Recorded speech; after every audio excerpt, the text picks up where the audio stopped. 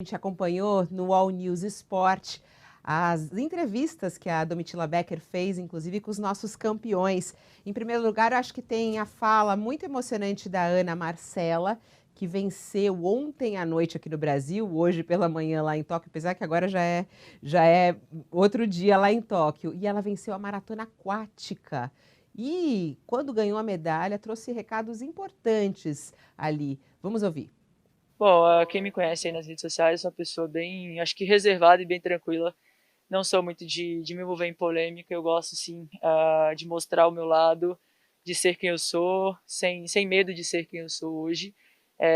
Lógico, no começo é sempre mais difícil, mas eu acho que você precisa, a gente como pessoas públicas, a gente precisa passar, né? Eu acho que essa confiança para as pessoas que têm um pouco de medo e tudo. Então, assim, hoje sou um representante.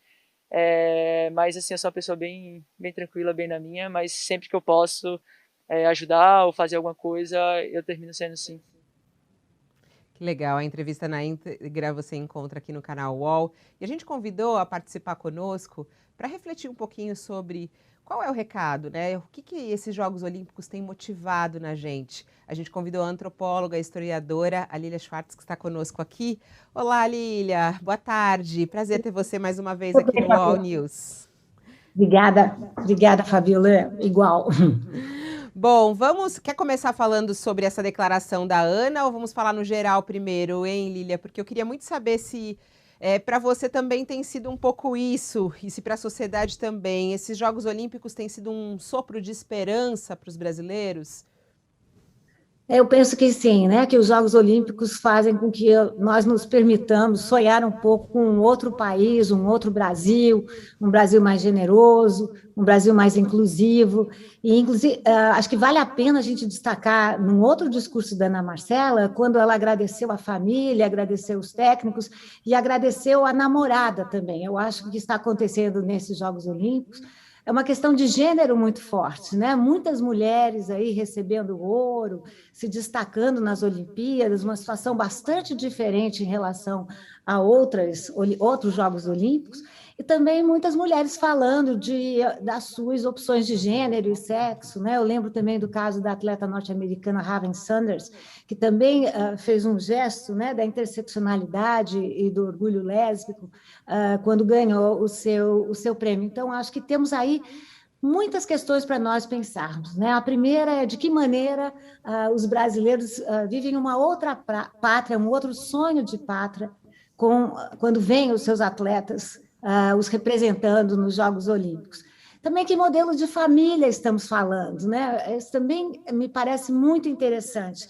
Se a gente lembrar, o Alisson Pio se referiu à sua família, o Ítalo se referiu à sua avó, a Rebeca foi criada pela mãe, né? Então, aquele modelo de família, estamos falando aqui de uma família brasileira que muitas vezes é matrilinear, né? E muitos atletas estão se referindo a essa questão. Muito legal isso que você lembrou da história da família, tem sido muito forte. Eu me emocionei muito com a fala da Rebeca, ela falando sobre a mãe, a garra da mãe, né? Até o nosso colega aqui, o Sakamoto, fez um texto lindo também falando sobre isso, fazendo a conexão com aquela fala super infeliz do Guedes, né, Lilian, falando sobre as famílias que não têm um homem presente, né, que são famílias desconstruídas e tudo mais. E a Rebeca mostrou que não, né? E esse é um recado real do Brasil. É um Brasil real, né, Lília? É um Brasil real e um Brasil que sempre existiu, né? Ou seja, é uma espécie de tradição no Brasil que muitos núcleos familiares são dirigidos e mantidos pelas mães, né? Os pais desaparecem, saem, somem, e as mães ficam lá, mantêm a família unida, fazem os filhos estudarem, fazem com que os filhos tenham uma outra formação. Também me emocionei muito com a declaração do Ítalo, né? Que chorou e falando da avó dele, que também foi muito bonito, ou seja, que a avó não pôde ver o que ele se tornou na vida. Muito bonito essa ideia de tornar-se na vida, né? Uma aposta matrilinear das mulheres, né, e que vem totalmente num outro sentido do que o ministro Guedes falou, o próprio ministro que já disse que as empregadas domésticas não podem querer ir à Disney, né? Então, enfim, me impressiona muito, Fabíola, a quantidade de sandices que esses nossos, que o pessoal que está no governo no momento tem dito, né? A Olimpíada prova o oposto. Acho que, se você me permite, a gente também podia falar sobre saúde mental. Você não acha que seria bacana? Não, eu acho que com certeza. Eu queria só abordar um pouquinho mais, Lilia, a respeito dessa história das mulheres, porque eu acho que tanto a Ana Marcela quanto a própria nossa fadinha, né, a Raíssa, a nossa fadinha, elas falaram, a mulher pode ser o que ela quiser. A fadinha não usou essa frase, mas ela falou assim, a menina também pode usar o skate. E você frisou bem essa história do gênero. A gente está num momento no Brasil, Lilian, de muita discussão com a questão do conservadorismo, né, da direita, dessas bandeiras sendo levantadas aqui, né, de a menina ter que usar o rosa e o menino o azul, enfim, e elas vão lá, ganham a medalha e falam assim, a mulher pode ser o que ela quiser. Será que esse recado é entendido aqui, Lilian? Como é que é o impacto dessas falas na sociedade brasileira? Nós estamos vivendo sobre um governo que eu não diria que é conservador, não é, Fabíola? Trata-se de um governo retrógrado, porque vamos combinar que conservadores que respeitam a Constituição, que respeitam as instituições democráticas, são muito bem-vindos, a temperatura da democracia vai melhor na diferença. O problema são dirigentes retrógrados. Em que sentido? Que eles querem fazer retroagir, voltar atrás em direitos conquistados. Desde da Constituição de 1988, brasileiros, brasileiras e brasileiros têm aí se manifestado em relação às orientações de gênero e sexo.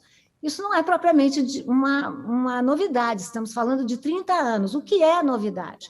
É um governo ou um Ministério da Família que quer fazer retroagir uma série de direitos arduamente conquistados.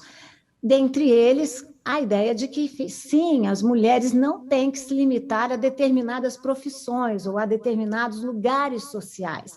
E eu concordo aí com você, que as Olimpíadas, que têm tal projeção, que têm tal potência, né, que entram numa capilaridade social muito grande, podem chamar atenção para essas conquistas brasileiras mesmo, né? Essas conquistas de orientação de gênero e sexo. Então, as mulheres podem se dar muito bem no judô, podem se dar muito bem na vela, né? Temos o caso da vela, que é muito interessante, podem se dar muito bem na ginástica de solo, não há travas, não há limites, né? Contanto que nós possamos usar de um bem maior, que é a esperança. Aí falando sobre o Brasil, eu lembrei também, eu acredito que foi o Fernando Scheffer que falou também, outro medalhista, e ele falando assim, poxa, a gente é o Brasil, a gente pode fazer o que a gente quiser, e a gente não pode esquecer da força do nosso país. E ele falou muito forte isso, todos nós somos brasileiros, né? E é tão engraçado a gente tem isso, né? Poxa, brasileiro, batalha tanto. As pessoas também falaram muito em relação ao Alisson Pio, né? Poxa, quer mais do que corrida com barreiras que a gente tem aqui, né, Lilian? Pelo amor de Deus, são barreiras que não acabam. Aí eu fico pensando, qual é a imagem, a gente estava falando agora da imagem dos atletas que trazem para nós, aqui que estamos no Brasil, os brasileiros. Agora, qual é a imagem que os nossos atletas brasileiros estão passando para o mundo? Tem mais ou menos uma ideia do que é isso, na sua análise? Olha, eu vou usar uma fala do Bruno Fratos, quando ele recebeu finalmente o bronze, né? Foi o Bruno, não foi o Fernando, foi o Bruno que falou aquilo do Brasil, eu acho, foi o Bruno. Porque ele disse uma frase sensacional, que era mais ou menos a seguinte: eu que vivo no exterior, né, porque são muitos os atletas que vivem no exterior, né, eu li uma pesquisa de que 1 em cada atleta brasileiro vive fora do Brasil, e o Bruno falou uma frase mais ou menos assim: eu que vivo no exterior, eu sei que os estrangeiros pagam o maior pau, desculpe a expressão, mas é a dele, para os atletas brasileiros. E nós, brasileiros, ficamos fazendo essa história toda, né? Então, segundo o Bruno, é difícil dizer, né? Os brasileiros têm um pouco essa fama, no exterior os brasileiros têm mesmo essa fama de lidarem com o infortúnio, de lidarem com as barreiras. Então, eu acho que a vitória do Alisson Pio foi uma vitória real e metafórica, né? Os brasileiros vivem pulando barreira, caem em terreno alagado, levantam, puxam de novo. Então, acho que a gente pode usar a Olimpíada como uma metáfora afetiva, né? Uma metáfora do que os brasileiros podem fazer, né? Brasileiros que estão vivendo tanto dessa distopia, né? Esse descaso do governo para com seus atletas, que fazem com que muitos deles tenham que ir para o exterior, vão para o exterior em busca de melhores condições, né? Vão para o exterior fugindo da violência, vão para o exterior também fugindo da pobreza. E, por fim, fugindo da pandemia e do desgoverno que nós estamos assistindo em relação à gestão da Covid-19 nesse momento de emergência da saúde. E o Bruno Fratos também trouxe aquela imagem do amor, né? Que foi lindo, o beijo na esposa, Sim. né? Que ganhou aquela tela e todo mundo falou, nossa. E aí tem toda essa coisa mágica que acho que é a gente fica arrepiado, a gente se emociona. E isso é bom demais, né? Que bom voltar a sentir essas coisas, né, Lilia? Acho que essa última semana, apesar de tantas coisas também que aconteceram nessa semana no meio político, tantas ameaças, a gente consegue dar esse respiro. Agora você falou do Pio, vamos colocar uma frasezinha, que a gente entrevistou ele agora há pouco. Vamos colocar uma frasezinha do Pio aí. O esporte é um lugar que tem espaço para todos. A gente abraça todo mundo que chega, a gente faz tipo, todo mundo se sentir melhor no ambiente, sabe? Tipo, e entender que todo mundo é especial, ninguém é melhor que ninguém por nada, somos todos iguais. E o atletismo me ensinou muito isso, de respeito, de compreensão, de amor, de compaixão, muitas coisas assim. Só tenho a agradecer ao esporte por tudo isso que me proporcionou, pela pessoa que o esporte me fez ser. Ai, eu achei tão linda essa cena quando ele vai e todos os atletas brasileiros o abraçam, né? Porque eu fico pensando a emoção deles que estão lá, como eles lutaram para estar lá, tão poucos conseguiram ir, né? Tão reduzido, forte isso. Vamos para a saúde mental, já que ele está nesse tema também? Posso só comentar uma coisa? Que essa questão é uma questão bem importante que vai aparecendo também nesse ano nas Olimpíadas. Muita gente constrói a figura do herói, seja o herói intelectual, seja o herói físico, o atleta, na base da ideia só e exclusiva da genialidade. Eu acho que o que vai aparecendo, e a gente vê nessa fala do Alisson Pio, que também fez uma fala linda em relação aos seus avós, né? A gente vê essa noção do trabalho, né? Ou seja, as pessoas não estão lá porque se inventaram assim, nasceram assim, elas estão lá porque trabalham, se dedicam, treinam. Então, essa também é uma mensagem positiva, né? Ou seja, não é milagre, né? Muitas vezes os brasileiros acham que o milagre mora lá no fim, né? No final do arco-íris, né? Que é o paralelo com a metáfora do Deus é brasileiro, né? Desde quando? Ou seja, vamos parar de acreditar em milagre e vamos acreditar em trabalho, em responsabilidade, em afinco. Acho que esses são valores muito fortes. Mas, desculpe, eu te cortei, Fabiola. Agora, saúde mental. Isso é muito importante. E também tem a ver com saúde mental, porque a gente tem essa pressão.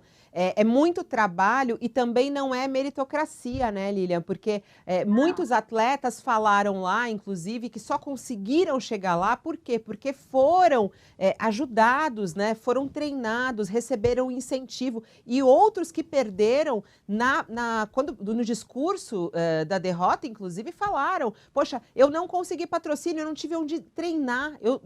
Teve o Ítalo treinou num açude, não foi o Ítalo? Não, foi. Eu estou confundindo todos os nomes. Foi o Scheffer, ou foi o. Foi o Scheffer, foi o Scheffer que treinou num açude, né? Porque não tinha onde treinar. Quer dizer, também não foi meritocracia, né? É algo que tem que deixar claro isso aqui também, né? O discurso da meritocracia, se a gente for usar uma metáfora das Olimpíadas, é como se fossem todos os jogadores correr aquela prova de 100 metros rasos, só que uma parte dos brasileiros começam 50 metros para frente e uma parte dos brasileiros começam 100 metros atrás. Então, a gente tem que parar no Brasil, um país tão desigual, de falar sobre meritocracia, né? Meritocracia para quem? Padrões universais para quem? E acho que os exemplos que esses jogadores vão dando dizem respeito a isso, né? A meritocracia é uma espécie de discurso vazio que ajuda as elites, enfim, a promoverem esse discurso de igualdade quando não existe, né? Nós sabemos as condições que esses jogadores enfrentaram, né? Bom, vamos lá. Saúde mental, que eu acho que também foi outro assunto muito abordado. Todos nós estamos sendo alvo disso também, né? Durante essa pandemia, durante toda essa pressão. E a Simone Biles, que trouxe essa discussão. Há pouco também a gente trouxe essa informação aqui no All News Olimpíada, o Demétrio trouxe essa informação para a gente de que ela revelou que não apenas a saúde mental, mas a desconexão do corpo e a mente na ginástica artística, que tem a ver também com saúde mental, tem a ver com essa conexão. Mas o que você traz para a gente de reflexão sobre isso, Lília? Bom, eu estou vendo que um craque chamado Christian Dunker vai falar daqui a pouco, então quem sou eu? Eu acabei de conversar com ele. Quem sou eu para falar de saúde mental? Mas vou arriscar aqui do meu lado, da história e da antropologia. Eu aprendi com o próprio Christian que a Simone Biles ela tinha um déficit de atenção e tudo mais, e que para ela chegar onde ela chegou, o trabalho foi imenso. Também aprendi que ela fez parte de um grupo que foi molestado mesmo, foi abusado pelo treinador. E a pergunta que fica é o que ela fez para superar e ter chegado até onde ela chegou. O que me importa, o que acho que chamou muita atenção nas Olimpíadas de Tóquio, a primeira vez que nós não vemos os heróis apenas como heróis intangíveis, como são os heróis gregos das primeiras Olimpíadas. Ou seja, são gente de carne e osso, são gente como nós, que tem seus sofrimentos, que tem os seus problemas, que acordam de um jeito pior num dia, de um jeito melhor no outro dia, que, enfim, que conseguem vencer a sua ansiedade em momentos como esses, né? Porque são anos de treinamento que vão resultar, às vezes, em 10 segundos, 20 segundos, né? Eu acho que o grande lado positivo da Olimpíada de Tóquio, eu fico pensando, talvez por conta da pandemia, do isolamento, que revelou o lado frágil de todos nós, talvez pela grande luta pelos direitos civis, os direitos das mulheres a chegarem onde querem, os direitos da população LGBTQ+, a não esconder as suas orientações de sexo e gênero. O fato é que Tóquio, que é mais ou menos o oposto disso, né? Tudo tem que dar certo, tudo tem que ser uma máquina, mostrou que atletas não são robôs e que eles falham como todos nós. Então, esse lado humano também é muito importante para todos nós. Ninguém é herói 100% da sua vida. Ninguém acerta a todo momento. A gente falha. E você acabou de falar do depoimento da Valquíria Santos, né, do que vai acontecendo nas nossas redes sociais. É preciso pedir para os brasileiros não caírem numa de patriotada furada, ou seja, elogiar apenas quem vence e cair matando em quem perde. Não, gente. Todo mundo que chegou em Tóquio, aqueles que chegaram lá já são vencedores, na minha opinião. Não tem nada aí de ficar julgando se performou bem ou performou mal, porque para isso a gente vai ter que ver a história de vida dessas pessoas, né?